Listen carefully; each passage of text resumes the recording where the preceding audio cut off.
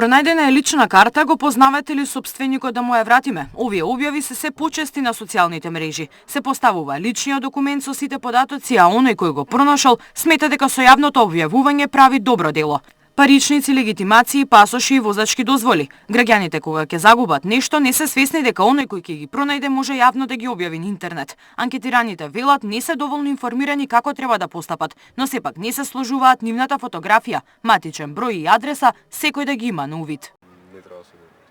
А сте виделе вие до сега некој така да објавува? Да, многу. Нормално ќе пријавиш.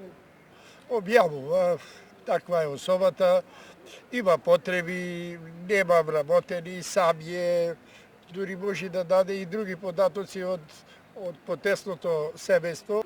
Мислам дека не сме заштитени. Надлежните велат ваквиот вид на презентирање нечии документи представува злоупотреба на податоци, доколку сопственикот на документот или пак лицето чија фотографија е споделена на социјалните мрежи смета дека е извршена злоупотреба, треба да пријави во Дирекцијата за заштита на лични податоци. Самата пријава треба да содржи линкови, фотографии, докази каде што се сомнева лицето дека е извршена злоупотреба на личните податоци.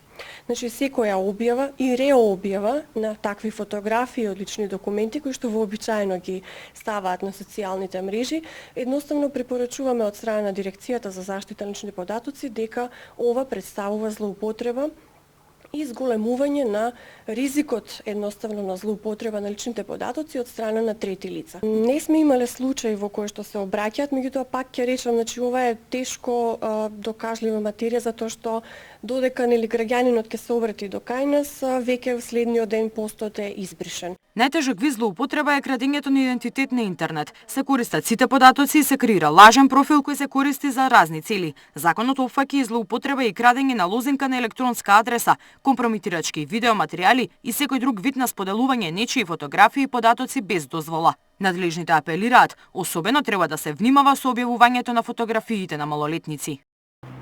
Доколку најдете нечiji личен документ како пасош, лична карта, возачка дозвола или било кој друг вид на легитимација, она што треба да го направите да го пријавите во најблиската полициска станица.